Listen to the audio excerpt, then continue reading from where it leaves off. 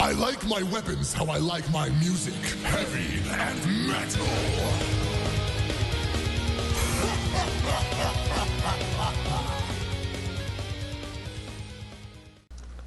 Today, we are going to summon forth the spirit of San Uzal, also known as the Iron Revenant Mordekaiser.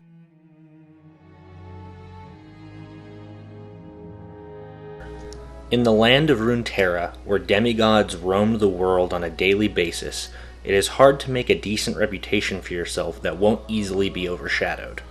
But for Mordekaiser, his goals and ambitions were supposed to be so legendary he believed he would be rewarded in the afterlife. Before he took on the name of Mordekaiser, which stands for Murder Emperor in German, he was a tribal warlord who attempted to conquer all that he could. Like every mortal, San Uzal died and found himself in a desolate dark wasteland with no celebrations or rewards for his deeds. He said, "If death does not hold the kingdom I was promised, I will forge it then myself." He watched as spirits appeared and then slowly faded away, but not San. He refused to fade.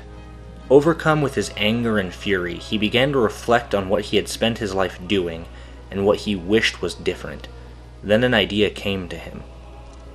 During the time he spent in the afterlife, he would hear voices, speaking in a tongue no mortal could, and while he plotted, he listened to these voices, and learned their meaning. He began chanting and calling, using his newfound language of the dead. He called to the mortal realm, to any who would listen, and his call was heard.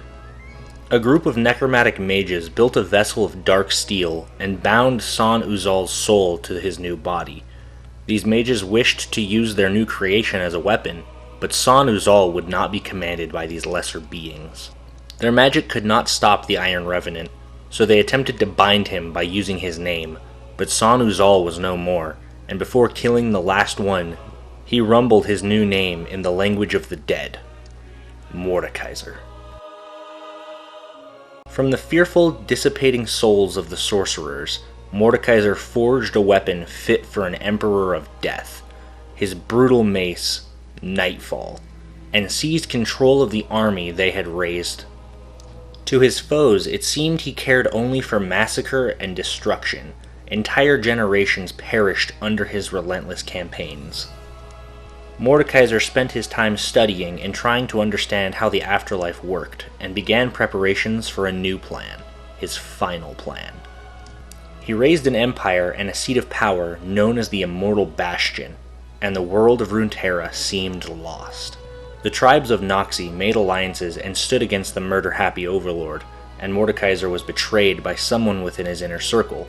She was able to break the anchors holding his soul to his armor and sealed away the empty metallic shell to an unknown place.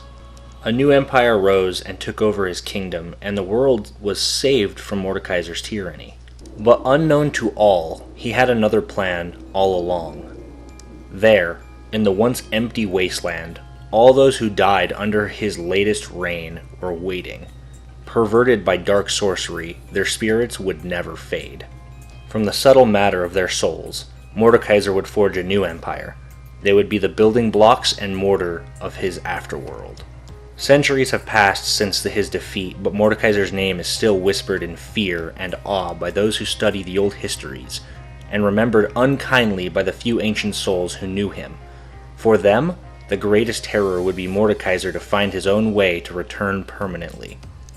It is something they pray will not come to pass, for they know of no way to stop him. From his story, we can see some similarities with existing D&D creatures like Death Knights, Revenants, and Liches, but he isn't known for using too much magic or spells. I have based a majority of his statistics from the Death Knight stat block, but increased a few of his physical stats because of his stature and brutality. He does not wield a shield, but I wanted him to have 20 AC, so we have made his armor magical and enchanted it with a +2 AC.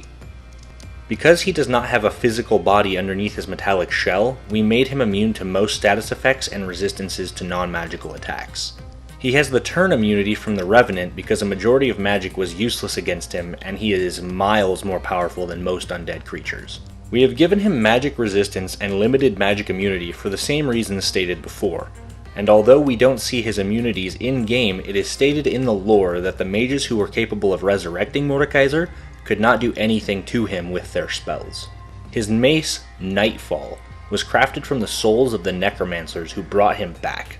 Nightfall is a mighty weapon and has plenty of its own magical properties. I have decided to take the magic weapon properties from the Solar stat block and apply a dark twist to Mordekaiser's weapon of death. His mace attacks are fairly basic. We gave him a way to damage multiple enemies at once to deter multiple people fighting him in close quarters. He has a powerful grip to pull problematic ranged assailants close to him.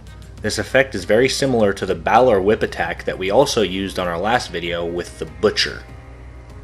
Last but not least for his attacks, we have given Mordekaiser his ultimate ability from League of Legends, the Death Realm. This ability is very unique and can be devastating to a raid party's plans. He can transport himself and one target to his own personal purgatory where no one else can enter, giving Mordekaiser a chance to break the team down one by one if he must. I gave the ability a recharge of 5 to 6, but some people may want to rule this as a once per day ability, depending on your preferences, or you could make the recharge be a 6 on a d6.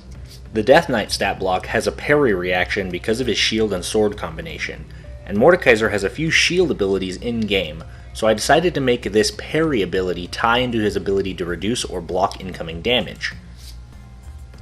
For his legendary actions, he can make 1 to 3 mace attacks that hurt quite a lot, or he can break up a team's positioning with 1 surprise pull per round. And with that, I think we have one hell of a deadly raid boss. I left out some optional abilities and spellcasting so that people can balance out their own Iron Revenants. As always, I link the full stat block and my script at the bottom of my videos along with my other social media and Patreon if you wish to support the channel. And starting with this video, I'm going to tease my next monster at the end. Till next time, that Mage, signing off.